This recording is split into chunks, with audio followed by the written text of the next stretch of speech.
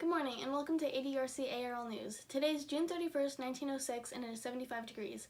Here's what we now know about President Roosevelt's decision on processed meat. Health reports of unsanitary processing of meat were published in Upton Sinclair's descriptive book, The Jungle, through the perspective of Jurgis Rudkus, a worker in the Chicago meat industry. This drew the negative attention of many consumers and called food companies into question. Here's a quote from the famous book, The Jungle. There was never the least attention paid to what was cut up for sausage. There would come all the way back from Europe old sausage that had been rejected, and that was moldy and white. It would be dosed with borax and glycerin and dumped into the hoppers and made over again for home consumption. There would be meat that had tumbled out on the floor in the dirt and sawdust, where the workers had tramped and spit uncounted billions of consumption germs. There would be meat stored in great piles in rooms, and the water from leaky roofs would drip over it, and thousands of rats would race about on it. It was too dark in these storage places to see well, but a man could run his hand over these piles of meat and sweep off handfuls of the dry dung of rats. These rats were nuisances, and the packers put poisoned bread out for them. They would die, and then the rats, the bread, and the meat would go in the hoppers together. These descriptions shocked the public, and the government then felt the need to take action on the regulations of this industry. Yesterday, the Federal Meat Inspection Act was passed. This act outlawed the unsanitary processes used by many industry factories and gave the government power to visit businesses and inspect product being produced. You heard it here first on ADRC ARL News.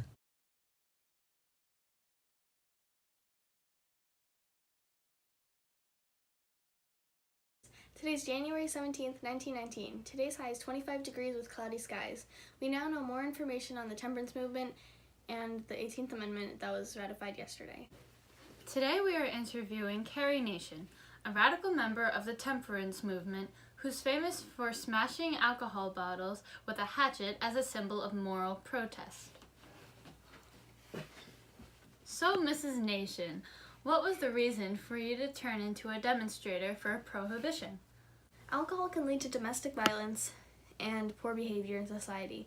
It puts the drinker at risk of becoming an alcoholic as well. What does the 18th Amendment mean to you?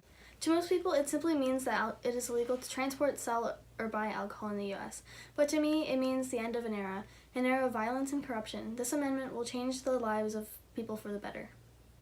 What is your advice for future upstanders?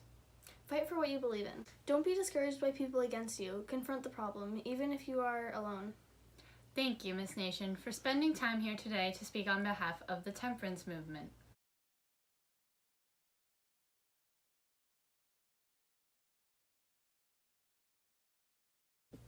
Good morning, and welcome back to ADRC ARL News. Today is June 5th, 1919, and the temperature is 75 degrees, with mild winds. We will now have Abby Lee's update on the huge progress made for women's political rights. Attention all suffragists and suffragettes. Congress passed the 19th Amendment yesterday, which legalized female voting. The movement was fueled by women like Susan B. Anthony and Carrie Chapman Catt, both of whom believed it was women's natural right to participate in politics on an equal basis with men. Many women protested and fought for a change. This movement put pressure on the government to tend to the people's demands of equality.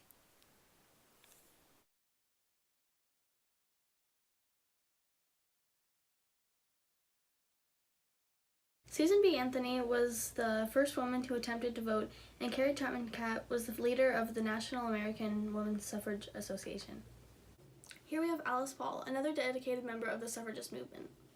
Miss Paul, how do you feel now that this amendment has been passed? I feel relieved, yet I know there will be many more battles for women to come. I know that work will still need to be done. Do you regret anything that you've done in the name of equality? I don't regret anything. I don't regret going to jail. I don't regret going on a hunger strike. I don't regret fighting for my cause. What is your reaction to the future conflicts you may face? When you put your hand to the plow, you can't pull it down until you get to the end of the row. Thank you for that advice, Miss Paul. See you next time on ADRC ARL News.